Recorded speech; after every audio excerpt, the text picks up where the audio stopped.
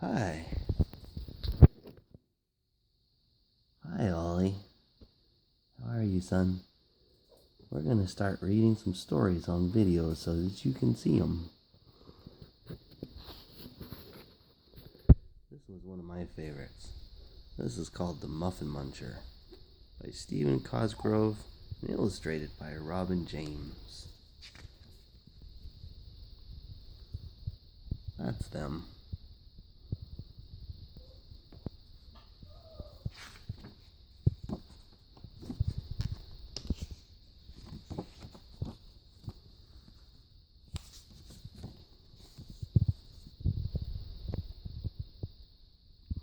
Many, many years ago, in the far corner of a very poor country, stood the poorest of poor castles. Not only did the villagers of the castle lack riches and valuables, but they were poor in spirit, for they had done nothing to be proud of.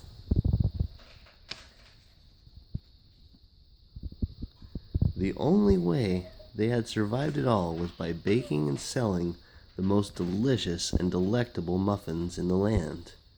Every morning the king, who was also the head baker, would bake a fresh batch of muffins. When he had finished and the muffins were baked and still warm from the ovens, the villagers would load their carts and set off for the other villages in the kingdom. There was never any problem in selling the muffins, since they were the finest ever baked. But because the villagers were so poor, they had to use all of the money they had earned to buy more firewood and flour in order to make more muffins. This guy's going out to deliver muffins. So day in and day out, the head baker, who was also the king, would build up the giant fires in the ovens and bake muffins and muffins and muffins. He'd slowly mix all the ingredients in a big cracked bowl, pour the batter into the muffin tins, and carefully put them in the ovens to bake. This is muffin tins.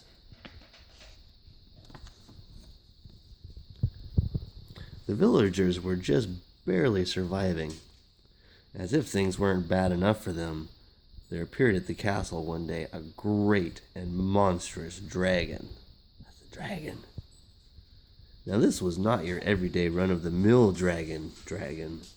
He was a rather enormous, slightly overweight, muffin-munching dragon. With crumbs still on his face from the muffins he'd eaten at the last castle he'd visited, the dragon came trotting down the hill right up to the drawbridge. Taking one look at this dragon, the villagers hastily ran over the drawbridge and hustled into the castle to hide. They closed the door. The dragon took a great long sniff. "Ah," he mumbled, "I smell muffins." This castle, he decided, smelled like a nice place to stay. He picked up his suitcase and moved in, right under the drawbridge. See? He was very tired from his long journey, so he unpacked his pillow, his pajamas, and the picture of his pony, curled up and fell fast asleep. You see, there's his picture of his pony.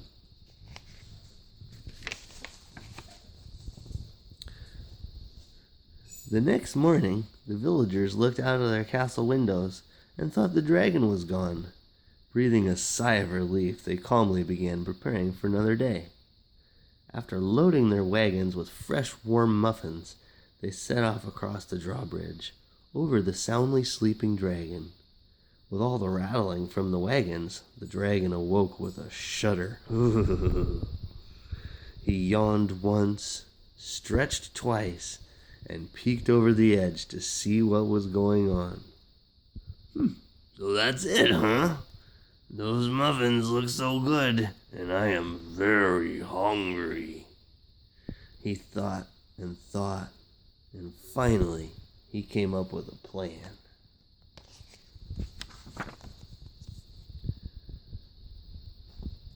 He jumped up on the drawbridge right in front of the villagers, tried to look very ferocious, and roared loudly. Roar! or I shall burn up your drawbridge." Then, just to be a little more convincing, he blew a little flame and puffed 3 smoke rings. 1, 2, 3. "Henceforth," he rumbled, "you shall each give me 10 of your most delicious muffins as your toll to cross my bridge." "But this is our drawbridge," they cried. "Well, if I burn it up, it won't be anybody's drawbridge," said the dragon. The villagers thought and talked for a moment and finally agreed to give the dragon his muffins. They barely had enough money to buy firewood, let alone enough wood to build a new drawbridge. There's the villagers. He's scared.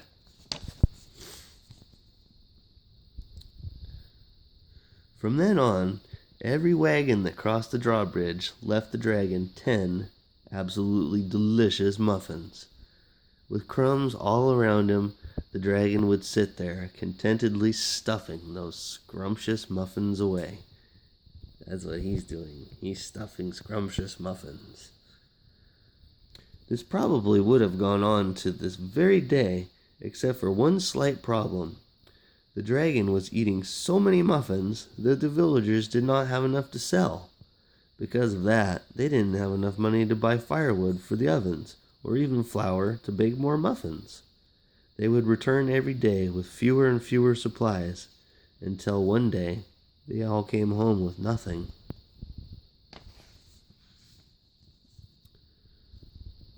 The next morning, the head baker, who was also the king, that's him, the king baker, could not fire up the great ovens because there was no firewood. He could not use his big cracked bowl because he had no flour or supplies to put in it to make muffins.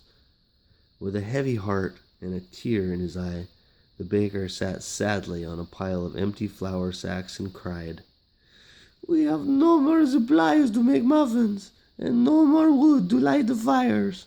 We cannot bake any more muffins, and the dragon will burn our drawbridge down. What are we ever to do?" That very same day, the dragon woke up, brushed his teeth, combed his hair, and prepared for another day of muffin munching. He waited and waited and waited. No wagons came, no muffins came, and the dragon's stomach began to rumble, grumble, and growl.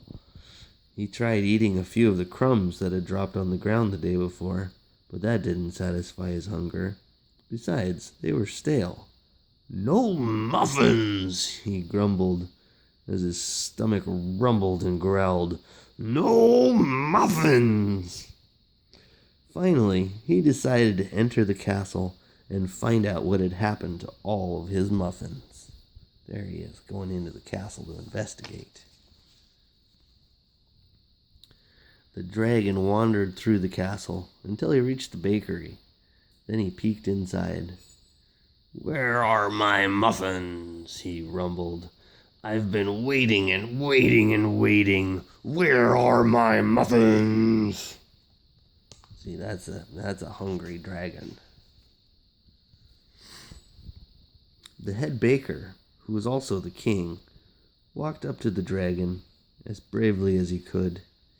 "Mr. Dragon," he said, "we are poor villagers, living in a poor castle which has very little.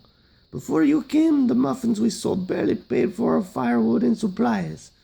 Now that we have to give you so many muffins, we can't afford to buy enough firewood, and our ovens have no heat." That poor dragon was so very confused. He wanted some muffins because he was so hungry, but at the same time, he felt sorry for the baker and the other villagers who lived in the castle.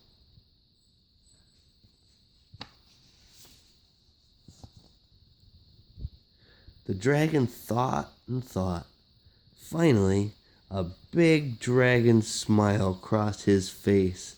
"I have it!" he shouted. He asked the head baker, who was also the king, to call all the villagers to a castle conference so he could tell them of his marvelous plan. The villagers happily began to cheer and shout as he finished, for surely the dragon had solved the castle's problems, and his own, forevermore.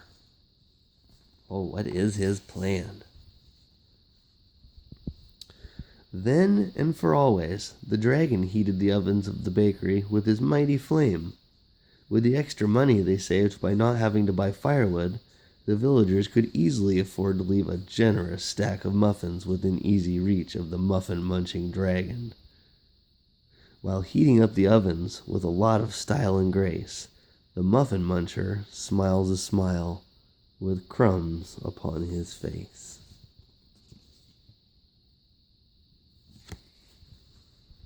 The Muffin Muncher.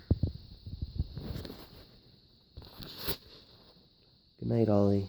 I love you.